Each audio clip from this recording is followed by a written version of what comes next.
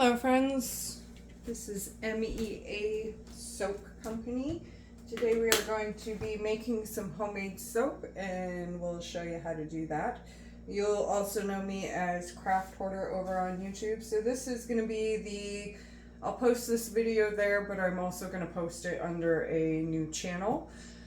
So there's a couple of things that I'd like to go over first. Safety and precautions. First of all, wear some protective clothing. A nice sturdy apron is always a good idea. Keep your hair out of your way. I'm usually found in a baseball cap just because I need to keep my hair out of my face. Have some masks on hand for breathing purposes. We are working with lye. It is very caustic. You do not want to breathe those fumes. Do not breathe the fumes. Anything that you use for making soap should be only for soap. You don't want to mix up your utensils and, you know, maybe they didn't get cleaned quite as well, or maybe there's some etching happening from the caustic lye. So be sure anything that you use for soap making should be only for soap making. Another thing that I would like to share with you is gloves. Lye burns hurt. Okay, personal experience here. You want eye protection, you want mask protection, you want glove protection, and you want protective clothing. So those are your safety precautions. It's really easy. It's not that scary once you get into it. So just take the proper precautions and you'll be fine. The other thing I'd like to note is that I am working from a couple of recipes that I have already done. I've printed them off because I keep my reference on my phone, which is what I'm using to record, so that doesn't work very well for me. But I have my recipes here. These have been tried and true recipes. When you are creating your own recipe or just starting out, I suggest going with like a tried and true recipe out of a book that you purchase. Like there's a lot of beginning soap making books out there. There's a lot of very informative YouTube channels out there. You do want to learn how to calculate your lye to water ratio and your lye to oil ratio. But the main thing that I suggest to anybody is to download an app or a calculator that will calculate your percentages for you. The particular one that I use is called Saponify, and it's a soap making calculator. I've got it set to account for a 5% super fatting, and every oil that I type in there, it does all the calculations and tells me exactly how much lye and water I need to make those oils saponify. So yes, learn how to do it, but use a calculating recipe, just for peace of mind. And don't try to memorize your recipes. Always, you know, look at them, play with them. You don't want to mess up with lye, because if you mess up with lye, you could end up with soap that's too caustic to use, or soap that goes rancid because not all of the oils have saponified. So use a calculator, get your proper safety equipment. Remember that it's all fun and that you can have a lot of fun doing this. So let's get into it. So I'm going to show you kind of the setup that I have right now. Today we are making 3 different batches of soap off of my 2 recipes. We're doing some shea butter soap and we are doing some mango butter soap. So here you will see all of my kids' balls from their ball pit spread out, but ignore those in the background. So everything that you see on this counter is strictly for soap making. So we've got some pumice olive oil there, we've got coconut oil, we've got our kokum butter, our mango butters, our shea butters, our cocoa butters, pitchers, utensils, tools. Over here we have our essential oil blends, our blenders, molds, all the things we need for making soap, right? And I use the hot process method, and I use crock pots to do it in because I find it much easier and much more consistent for me Not everybody will find this method to be that, but I love this method. The other thing that I recommend getting is a digital scale so that you can be as accurate as possible. Okay, so I am going to, first things first, I'm gonna get the oils melting in the crock pots, but we are going to mix the lye water. So that's always what I do in the first step, because then my lye, when you mix lye into water, it sets off a chemical reaction and it gets very, very hot. And you want to have a chance for that to cool down. I also recommend getting digital thermometers for making sure that your temperatures are close. Because you want when you add your lye to your oil, you kind of want it to be about the same temperature. I use these lovely cheap plastic pitchers from the dollar store. This is what I use to measure all my oils in. This is what I use for my lye and water mix. And we are going to actually use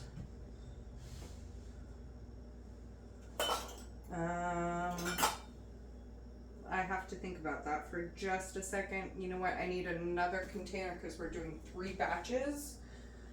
So give me just a second. Let me find a container for that 3rd batch. Okay, we're back. So as I said, anything that's used for making soap should stay for soap. So I am donating to the cause of making soap another little container here. Now this is not as big as my pitchers, but it's tall enough that I feel comfortable using it. So when you are mixing your lye, it is very important to, of course, use all the proper safety, but you also want to make sure that your water is a pure source of water, because it will throw off the pH balance if you're using just plain tap water. So for me, I use either purified drinking water or distilled water to make my soaps. And that's so that my pH balance of my end product is not thrown off. It doesn't have the chemicals that's found in the tap water. A lot of cities use chlorine. Our particular city uses chlorine. I do not want that in my soap. It will throw off my balance. So that is why I recommend using a purified source of water. And again, you want all of the proper safety tools before we go. So I've got my safety glasses, some gloves, mask, and I'm gonna suit up, get these on the scale, and bring you right back.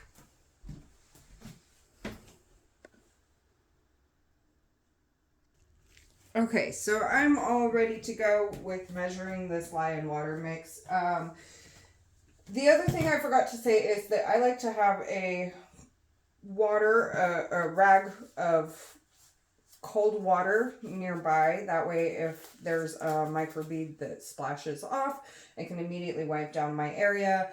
And I do that after I'm done measuring and mixing all of the lye, because I want to be able to make sure I'm not going to get a spare crystal of lye anywhere, because lye burns hurt. I do not recommend doing this around kids or pets. I also recommend wearing long sleeve shirts. It's kind of your comfort level, but you need protective clothing, you need protective equipment. Do not breathe the fumes. Don't do it around kids and pets. It will burn. It will cause permanent damage. It can cause all kinds of problems. So please take the proper precautions. And I'm not saying that to scare anybody off, because it's not about that. It's about safety. Safety first before fun, right? Okay, so the first thing I'm going to do is put my measuring cup on there, tear that out, because I want to be able to have a proper measuring. And for one recipe, I need 4.64 ounces, and for the other recipe, I need 4.68 ounces. I measure in ounces. With this, it makes it easier.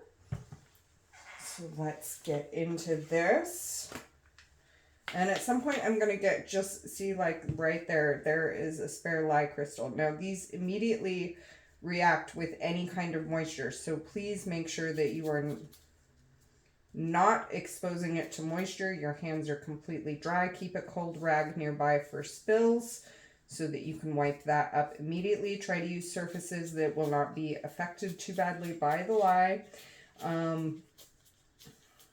Follow safety and follow directions, and you should be okay.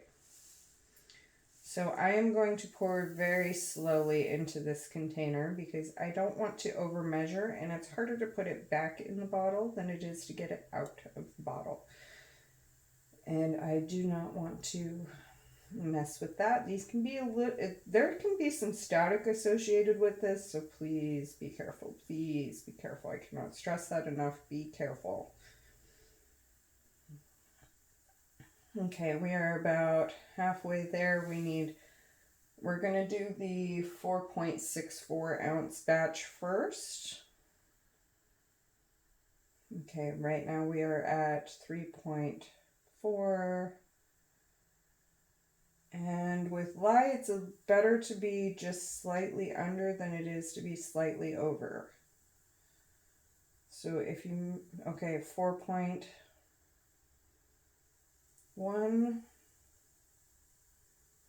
2, 3, 4, 5, 6,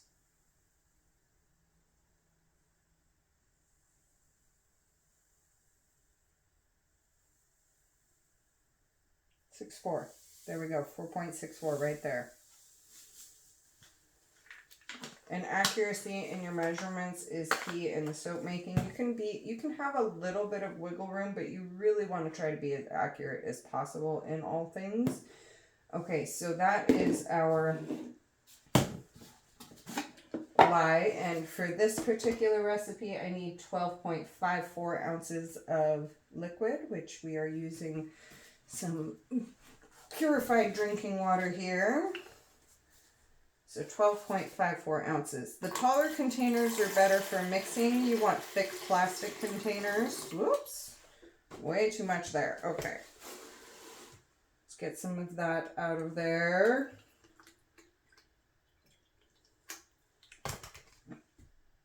It's 11.57. Okay, so we're going to keep going just a little bit.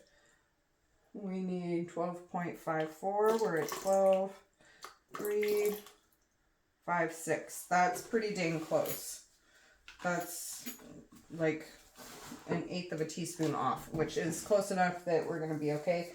Again, accuracy is good, but you know, a little bit extra water to a little bit less lye, you're going to be fine. Just make sure that you run everything through a calculator, and you really want to try to be as accurate as possible. And the taller containers are better for mixing the lye because you avoid chances of splashback. So what I'm going to do is I'm actually going to mix the lye into the water. You never do it the other way around. The dry lye always goes into the water. I'm going to mix the lye into the water, get it all mixed up, and I'm going to transfer it over to this container so that this container can be set aside and cooling. I like having lids on my containers to prevent spillage. Even just the regular juice lids is good. Anything to help protect you, okay? Anything to help protect you and your surfaces. So let's take that off of the scale. Pour in slowly. It is, and I'm going to raise my mask up before I do this, it is very caustic. Pour in slowly, avoid as much splash as possible. Do not breathe the fumes. And it is an instant high heat chemical reaction. This water will get up to around almost to boiling. So you want thick, heavy duty plastic. I don't recommend using glass because if the glass is too cold and you've got this instant heat happening, that can lead to cracking. Metal is okay, but you do have etching issues, so I prefer these heavy, thick, cheap juice pitchers. Now eventually, you know, I'll have to replace these a little bit, but we're gonna just mix that all around, get all of that dissolved. And if you can see inside my measuring cup, there's some static clinging to some of those beads. So I'm going to grab one of my little tiny miniature spatulas here and clean that out as best I can. Now to rinse this stuff, I'm going to put it in the sink with ice cold water and just let it run and run and run and run and run until it's completely flushed out. Since we are measuring 3 batches, I'm not going to rinse this right away. If I was doing a single batch, everything that contains lye would be rinsed immediately and flushed with cold water. You don't want any accidents. Safety, safety, safety.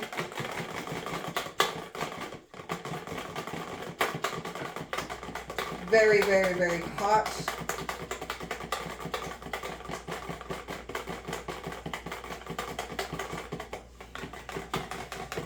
Whew, super, super hot. Okay.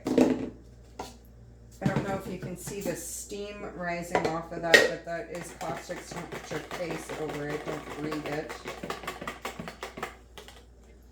And I'm going to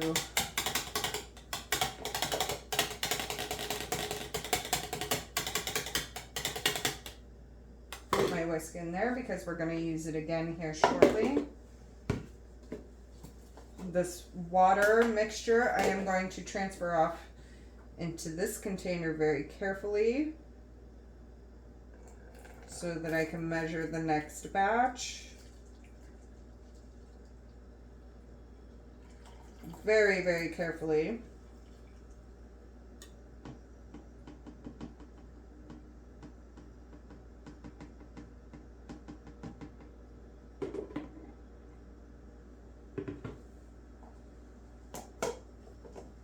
I'll just kind of set that on there. It's very hot. So we're going to set this off to the side to cool down, and that is my first shea butter batch, and I'm doing 2 shea butter soaps and 1, actually I think I'm going to do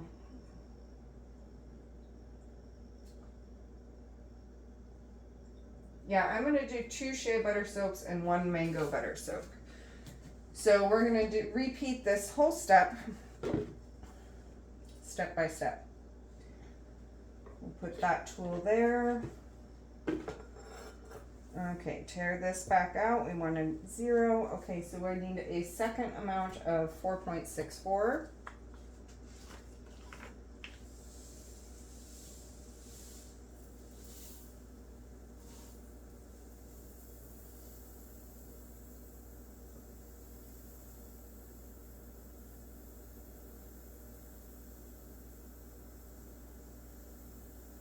Again, just taking my time, taking all of the proper safety precautions, even if that means pouring much slower than I would for oil or anything else.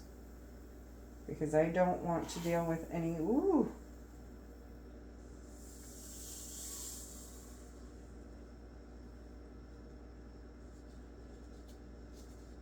Okay, so that big clump fell out, and that could have been bad if we weren't going so slow. And it's put us, there we go, we are at 4.64 right there.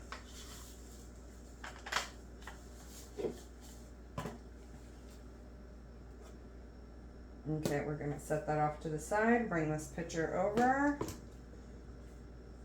tear that out, and we need 12.54 ounce of water.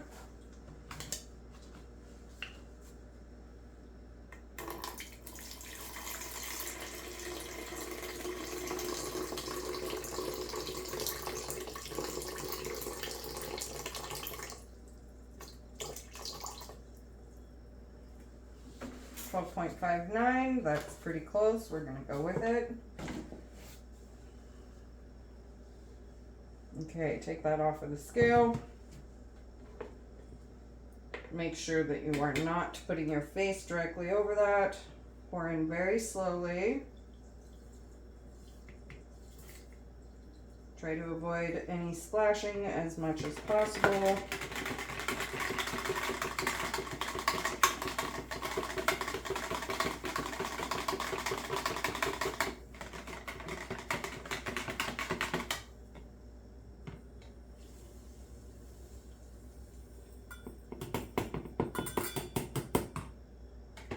And the steam from it will make those crystals stick too. So it's a good idea to have a little spatula or something. Don't use your fingers. A little spatula or something that you can kind of get all of that out.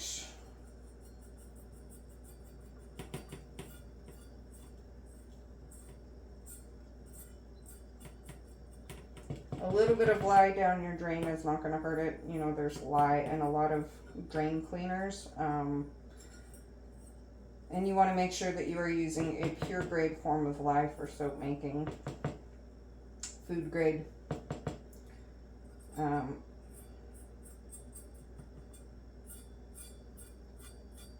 Purity is important in your products. Don't go out and buy Drano. Go out and buy something that's specifically designed for making soap. There's different grades of lye, and you want to make sure you've got something pure. Okay, so we're going to scrape this out to the best of our ability. Make sure we're going to get as little down our kitchen drain as possible. A little bit's not going to hurt, but we don't want a lot down there. Okay, so all of those crystals are pretty well dissolved in this. The steam and the heat coming off of this is pretty potent. I mean, I've got 2 layers of gloves on, and that's hot. That's very, very hot. Okay. Being very careful not to get any droplets or splashes as best as we can. And I'm going to put the lid on this one and let this one set off to the side to cool down to a temperature that we want to be able to use. Okay, so the next one that we are doing is the 4.68 ounces of lye. So I am going to measure that, get the water in that, and I will be right back.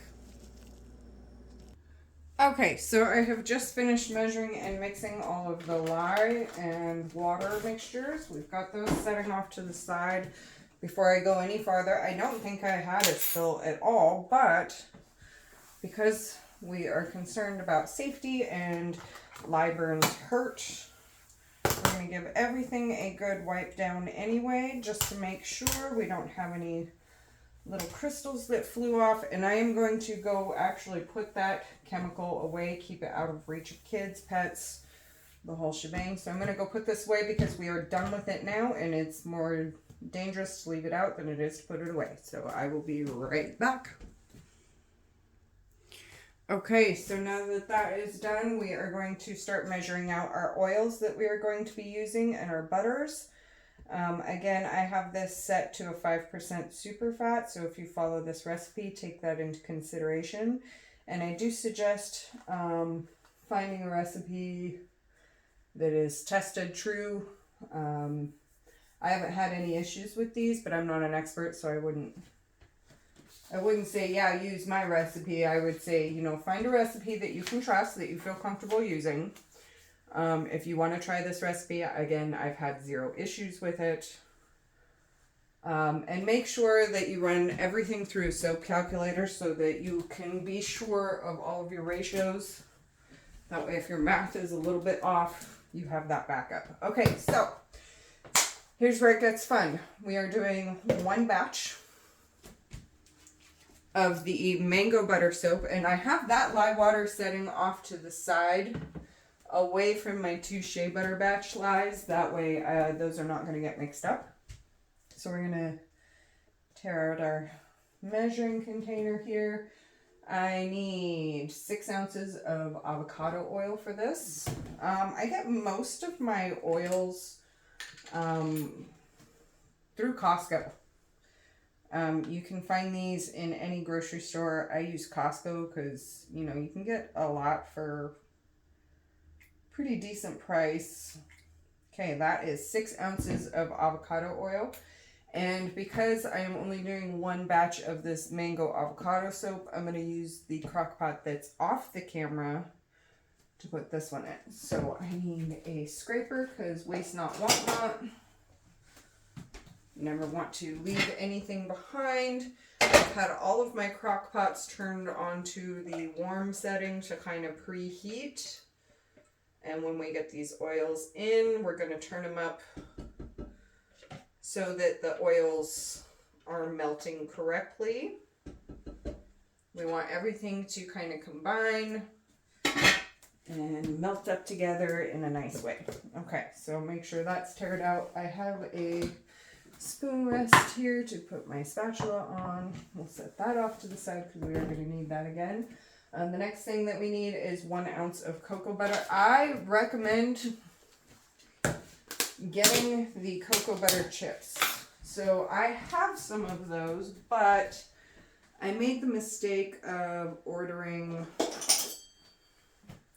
a more solid form of cocoa butter and, you know, the first in, first out policy. So I am trying to use this, but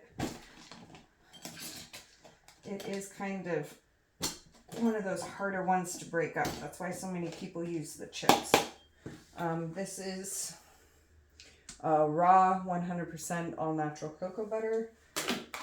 I found this, I believe, on Amazon. We need 1 ounce of this. Oh, I'm looking at the wrong recipe. See, this is why it helps to have everything stated out. So I actually need this for the other recipe. We are going to put that into a different measuring container because we are going to use that in just a moment. Okay, so we want kokum butter in this recipe. And this is from Plant Guru. This came off of Amazon. This stuff is amazing. Let me tell you, this stuff feels great. Also, it's not as hard to break apart. It's a much softer butter. And it feels amazing. We need 1 ounce of that. That's a bit too much. So we're just going to cut a little bit off of there. Okay, we are at 1.1. Let's take just a little bit. 1.06. That is pretty dang close. So we're going to pour that in.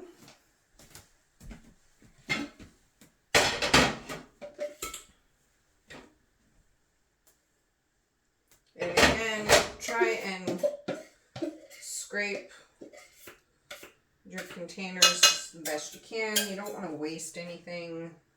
Okay, so we got that. All right, and I do encourage you to play around with the different mixes. Just make sure you run everything through a calculator so that you have what you need and you know you have what you need.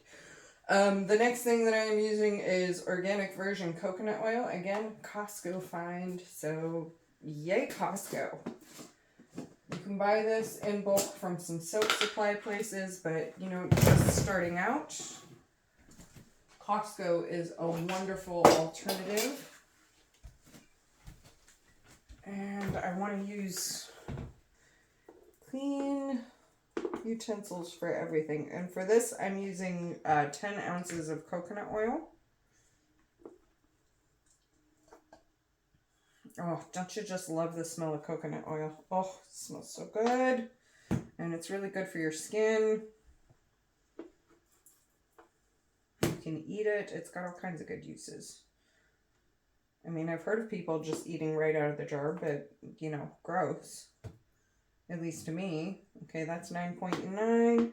And remember, it's Better to have just a little over than it is to have under, because you want to be able to have all of the oils saponify. You want all of the lye to incorporate really well. Never too much lye, but a little too much of the oils and water is okay. Okay, so we are exactly 10 ounces there. We're going to scrape this out into our pot.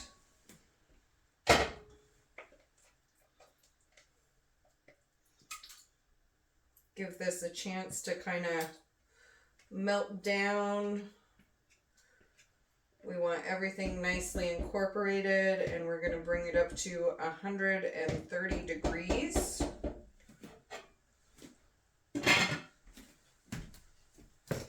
Okay. Now we are going to need, I'm going to leave that spoon in there because we're going to use this again in our next recipe. We are going to need some mango seed butter, 6 ounces of mango seed butter, which happens to be right here.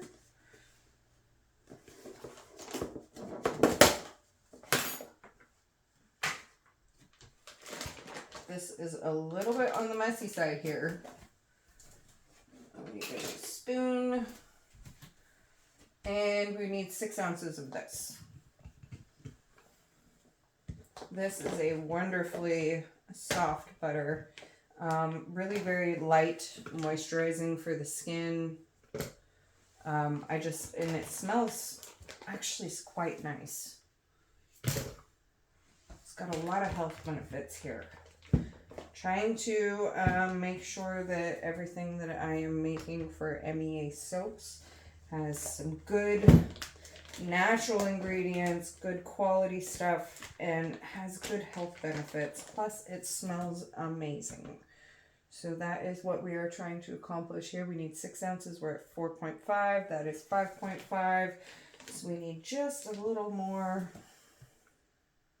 5.7. 6.2. Okay, so that's just a touch too much. Feels like a touch. Touch too much. Okay, that's just slightly under. We're getting really close here. 6.04, that's about as close as we're going to get. Okay, we're not going to be using this again, so we will put this into our dish pile. Scrape this into our crock pot. And we'll put those off to the side because we're not going to use either of those again. So we'll put those off to the side and we'll put those away when we are done.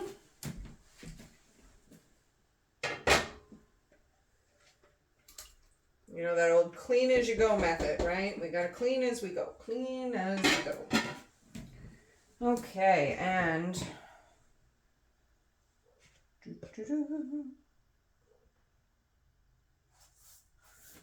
we want 10 ounces of pumice olive oil. Now, pumice olive oil is the cheap olive oil. You can use extra virgin olive oil. It leaves a heavier soap. It's very moisturizing. I've had really good results with it. But you also have to use more lye when you use the extra virgin, just to make sure all of those fats really get in. So the extra virgin olive oil is better for like super fatting your recipes. The pumice olive oil, cheap stuff, that stuff saponifies much quicker and much more thoroughly. So extra virgin for super fatting and pumice for your base recipes. So this is the cheap Kirkland olive oil. Gotta love Costco, right? Okay, so let's turn that back on because it went out on me. And we need 10 ounces of this.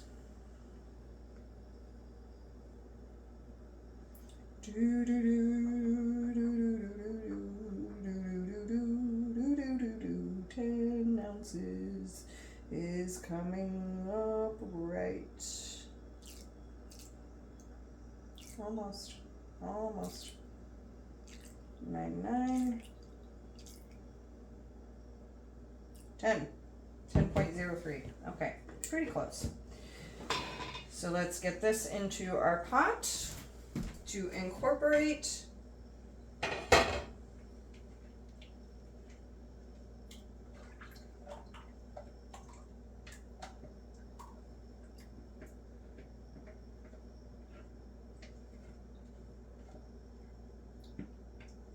Okay, so that is in there. Make sure we get all of our little bits. And just to recap, for the mango seed butter recipe, I used a total of 33 ounces of oils, 4.68 ounces of lye, and 12.54 ounces of liquid. So that's 6 ounces of avocado oil, 10 ounces of coconut oil, 1 ounce kokum butter, mango seed butter 6 ounces, and pumice olive oil 10 ounces. Again, find a recipe to use. You're more than welcome to use this one, but I am not an expert as of this moment. I do sell my soaps, and I love them, but I'm a little more on the beginner side of things. Okay, so that is incorporating together. I am going to pause this, measure out my ingredients for the shea butter, get those going, and I will bring you back at the next step. Okay, so we now have all of our butters and oils measured out. One nice thing to note is if your hands get a little bit of shea butter on them, it's okay. It's really good for your skin. So just rub it in and enjoy the moisture that you're getting while you're making your soap. So I am done measuring out oils and all of those things. So I am going to get this mess cleaned up and get ready for the next phase. And as you can see, not all crock pots are created equally. So these have been on the same temperature for the same amount of time. And this one is melting so much quicker because you can actually feel the heat coming off of it. This one is taking a little longer to actually start melting. And at this point, I almost wonder if it's even on. I mean, I can feel a little bit of heat in here. One second. You know, I think I'm going to move this one to a different plug and see if maybe it's just the way it's plugged in.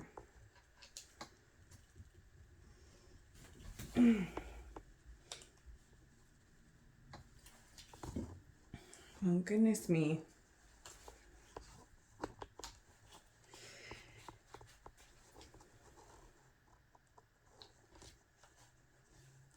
There we go.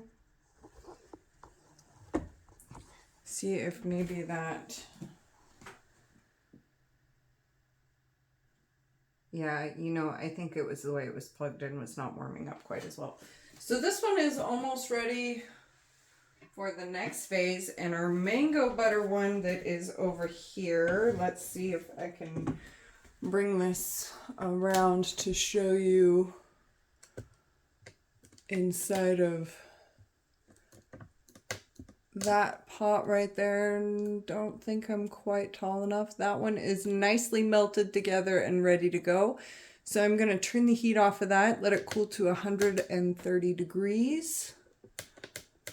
While these ones finish melting. And in the meantime, I'm going to get all of those dishes that I just used all cleaned up and get all of my area nice and clean and neat and squared away and ready for stage 2. So I will be right back. Okay, so this pot is still not quite ready yet. This one was not plugged in correctly, so we're still waiting for all of the oils to melt in there. But this one is ready to go. And I think I said 130 degrees, but honestly, as long as the lye and the oils are approximately the same, they can go up as high as 150, 160. So bring those temperatures down to about the same. You want your lye water to be around 110, 120 degrees when you put it in, and you want your oils to be either slightly higher or at the same temperature. So we have our lye water. This is still very hot. This is still very hot, but it has cooled enough that I can mix this into the oils. So this one is 120.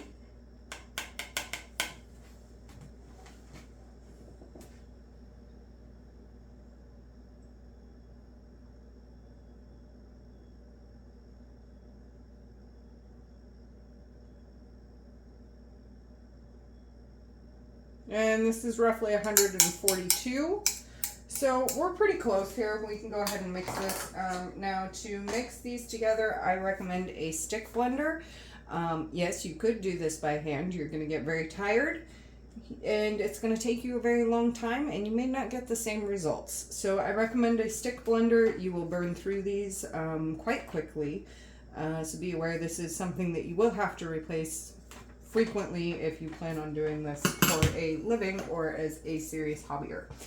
Now again, put your gloves on so that if there's any spillage, you're not going to get lye burns. Put your mask back on so you're not breathing any of those fumes. Get your eye gear down just for splash issues. And when you put your stick blender in there, you don't want to tip it too far so the splatters come out this way. So you just kind of want to keep it nice and even in there, you know, slightly tilted, but not enough to make it spit out.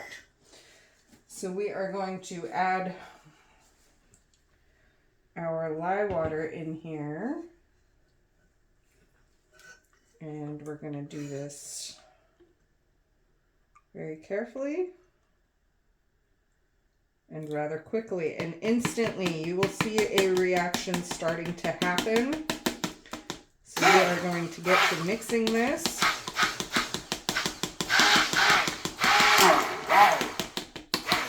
Make sure we get all of that out. We're going to put that in the sink and make sure that we flush it out really well. Get this mixed. And we're going to bring this up to a trace. It's called a trace, and you'll see what that looks like in just a minute.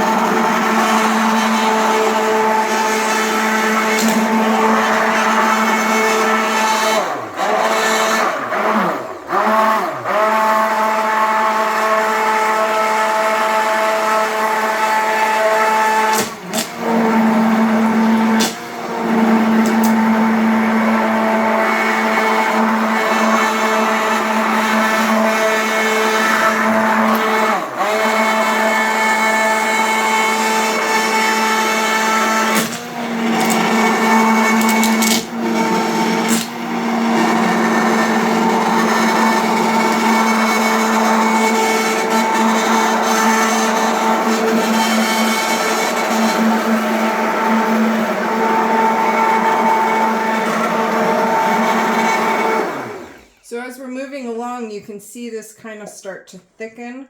We are looking for this to be about the consistency of a jello or a pudding, enough to where when we put this on there, we can see where our marks are, just very slightly. So we're almost there, and we'll show you when that gets there.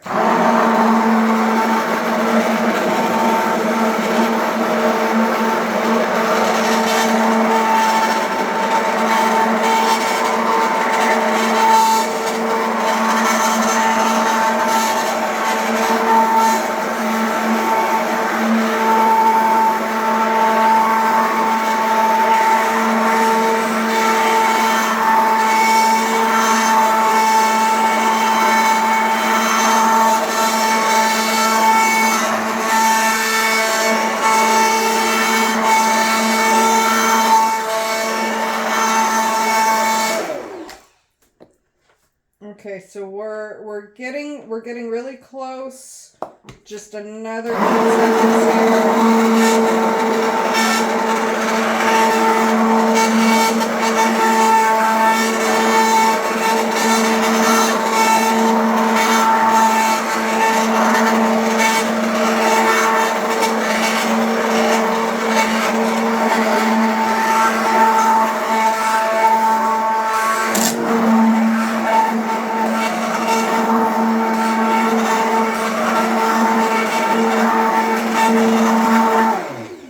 Okay, we are at trace. Okay, so this is called trace.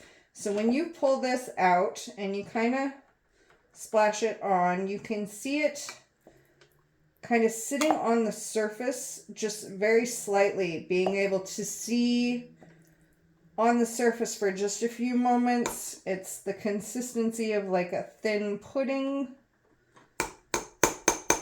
and you can see it like where it is before it reincorporates and sinks all the way back down.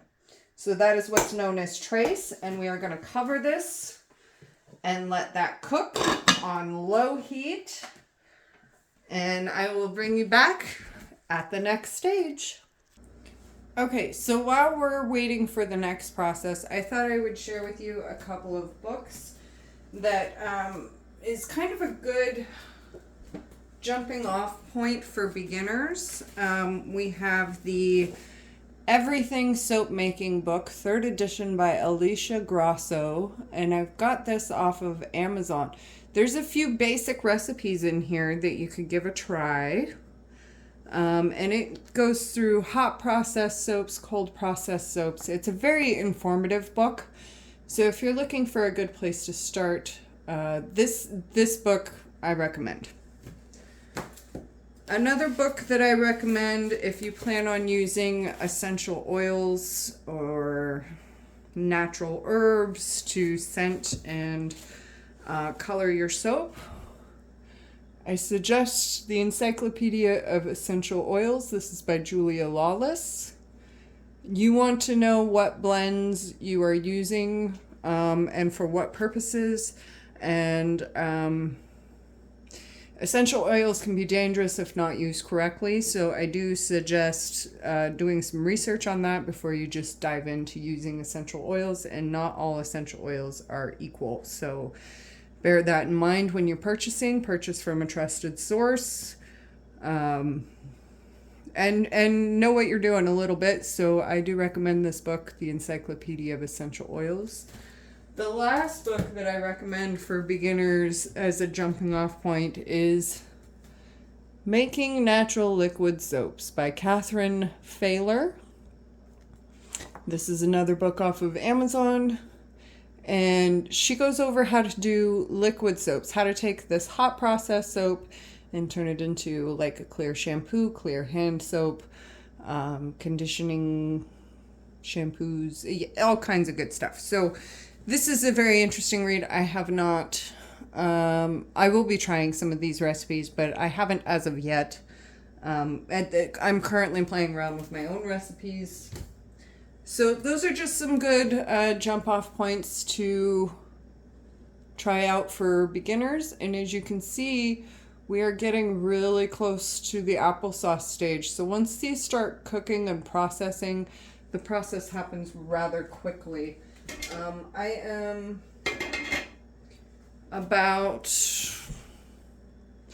probably roughly about 5 minutes away before I'm going to bring you back to show you what's going to happen next. But you can kind of see the bubbling action happen. That is what is supposed to happen. That is a good thing. So we are getting close to what I refer to as applesauce. So we'll be right back. Okay, so I am bringing you over here to this third crock pot that had our mango butter base in it, because it is the closest to applesauce. So you kind of got like a little butt forming in here, and it kind of looks like chunky applesauce. That's what we want it to look like. So we're going to stir this up, and let me grab that stick blender here. Okay, so we are going to stir this up, and after this stage is really when we stop using the stick blender, because after this it's going to get way too thick to use this, and I do apologize for all the movement. I'm trying to do this off of the tripod. Okay, so let's give this a stir.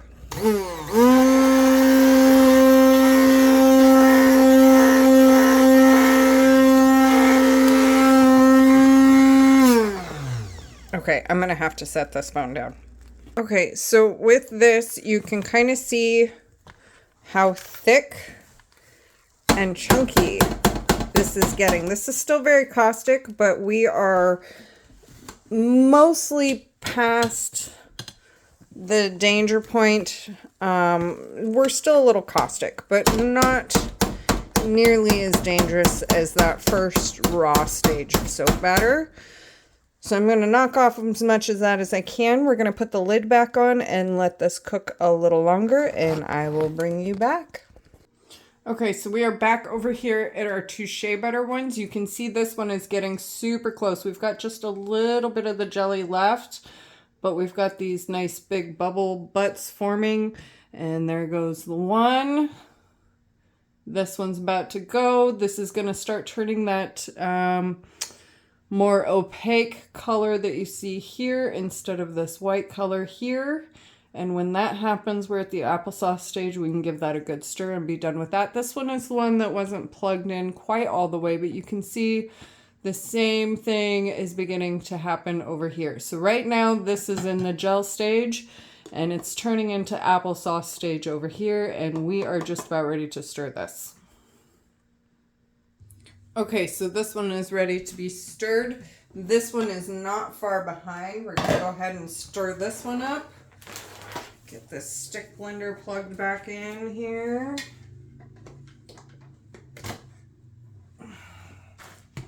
Give this a nice stir.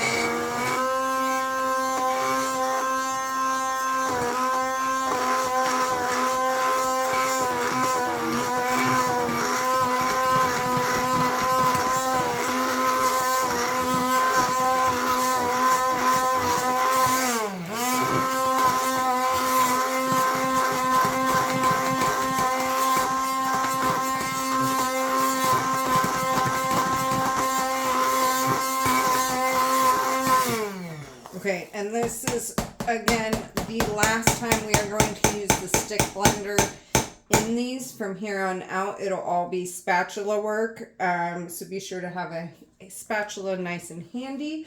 You don't want wooden spoons. The lye will etch the wood because, again, this is still slightly caustic, but this is on low heat. We are going to cover. I've got a timer set for 20 minutes, so as soon as that goes off, it'll be right about time for the next stage of stirring, and we will bring you back.